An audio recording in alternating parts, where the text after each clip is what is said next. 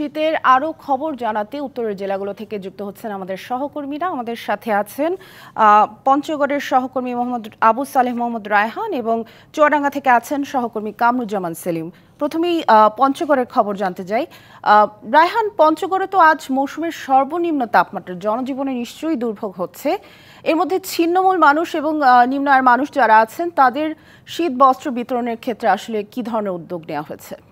উত্তরের জেলা পঞ্চগড়ে কিন্তু বরাবরের মতো এবারেও শীতের তীব্রতা আমরা লক্ষ্য করছি। তবে গত কয়েকদিন আগে কিন্তু আমরা কিছুটা অন্যরকম আবহাওয়া লক্ষ্য করেছিলাম, যেটা হেমন্তের শেষের দিকে কিন্তু ঘন কুয়াশায় ঢেকে গিয়েছিল পথঘাট, এবং যে শীতের যে হিমেল হাওয়া এবং যে দাপট সেটা কিন্তু অব্যাহত ছিল। তবে গত 3-4 দিন থেকে আমরা কিছুটা ব্যতিক্রম লক্ষ্য করছি।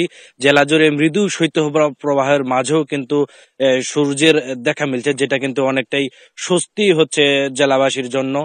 আজকে সকাল 6টায় কিন্তু জেলা জুড়ে সর্বনিম্ন তাপমাত্রা 9.3 ডিগ্রি সেলসিয়াস রেকর্ড করা হয়েছে। তো দিনের সর্বোচ্চ তাপমাত্রা কিন্তু গতকাল ছিল 27.3 ডিগ্রি সেলসিয়াস, এবং আজকে সকালে কিন্তু বাতাসের গতিবেগ ছিল ঘন্টায় 8 থেকে 9 কিলোমিটার বেগে। যে হিমেল বাতাস সেটি অব্যাহত ছিল এবং বাতাসের আর্দ্রতা ছিল 97%। তো জেলায় জুড়ে কিন্তু শীত এলেই মানুষের জন্য একটা দুর্ভোগ বেড়ে যায়।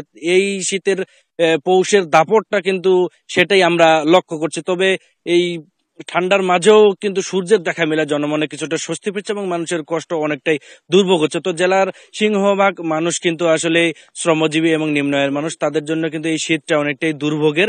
তারা আমাদেরকে যেমনটা জানিয়েছেন যে সানবিট সব দিবে সামাল। সানবিট ম্যাজিক প্রেস ডিশওয়াশিং এর মাথা ঘোরানো সলিউশন। জেলা প্রশাসনের পক্ষ থেকে যে পরিমাণ শীতবস্ত্র বিতরণ করছে সেটা যেন আরো বাড়ানো হয়। এছাড়া সরকারি বেসরকারি ভাবে যদি আরো অনেক শীতবস্ত্র দেওয়া হয় তাহলে যে তৃণমূল মানুষ রয়েছেন তাদের অনেকটাই কষ্ট লাঘব হবে। আমরা জেলা প্রশাসনের সাথে কথা বলেছি, তারা আমাদেরকে জানিয়েছেন যে এ পর্যন্ত জেলায় 12,000-এরও বেশি শীতবস্ত্র বিতরণ করা হয়েছে। এছাড়া কম্বল কেনার জন্য সরকারের পক্ষ থেকে কিন্তু 15 লাখ টাকারও বেশি বরাদ্দ পাওয়া গেছে। তো এই শীত আরো কয়েকদিন পরে কিন্তু আরো শীতের দাপট আমরা লক্ষ্য করব। সেটা আবহাওয়া অফিস আমাদেরকে জানিয়েছে যে হয়তো ডিসেম্বরের শেষের দিকে শীতের দাপট আরো অনেকটাই বেড়ে যাবে এবং ঘন কুয়াশা, সেই সাথে মাঝারি শৈত্যপ্রবাহ লক্ষ্য করা যাবে বলে বলছে আবহাওয়া অফিস। তো এই পৌষের শীত যদিও অনেকটা বর্তমানে কম লক্ষ্য করেছে, তো আর কয়েকদিন পরে শীতের যে পৌষের দাপটটা সেটা কিন্তু আমরা লক্ষ্য করব। তো এই ছিল আমার কাছে পঞ্চগড়ের সর্বশেষ খবর। রায়হান, ধন্যবাদ আপনাকে। আমাদের সাথে আরো আছেন চুয়াডাঙ্গার সহকর্মী কামরুজ্জামান সেলিম। চুয়াডাঙ্গায় আমরা শুনছিলাম যে আগামী কয়েকদিন শীতের যে তীব্রতা সেটি অব্যাহত থাকবে। চুয়াডাঙ্গা সম্পর্কে আসলে আবহাওয়া অফিস কি তথ্য দিচ্ছে বা কি পূর্বাভাস দিচ্ছে জানাবেন?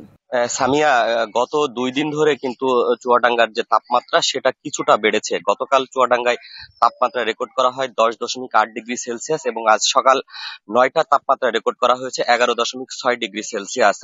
সামিয়া, আরো 2 থেকে 3 দিন তাপমাত্রার যে পারদ সেটা কিছুটা বাড়বে। আগামী 20 এবং 21 তারিখে বৃষ্টির সম্ভাবনার কথা বলা হচ্ছে এবং বৃষ্টির এবং আকাশ মেঘলা থাকলে কিন্তু তাপমাত্রার যে পারদ সেটি কিন্তু একটু বাড়বে। আমরা সকাল থেকেই কিন্তু শহরে ঘুরেছি, সেখানে দেখেছি ছিন্নমূল মানুষ যারা রয়েছে তারা কিন্তু বেশ বিপাকে পড়েছে। এছাড়া কিন্তু যারা শ্রমজীবী মানুষ রয়েছে তারা সকালে কাজে বের হচ্ছে এবং কাজে বের হয়ে তারা কিন্তু কাজ না পেয়ে অনেকেই ফিরে যাচ্ছে। এছাড়া কিন্তু হাসপাতালগুলোতে ডায়রিয়া নিউমোনিয়া রোগীর সংখ্যা বেশ বেড়েছে, বিশেষ করে শিশু এবং বয়স্করা কিন্তু বেশি ভর্তি হচ্ছে।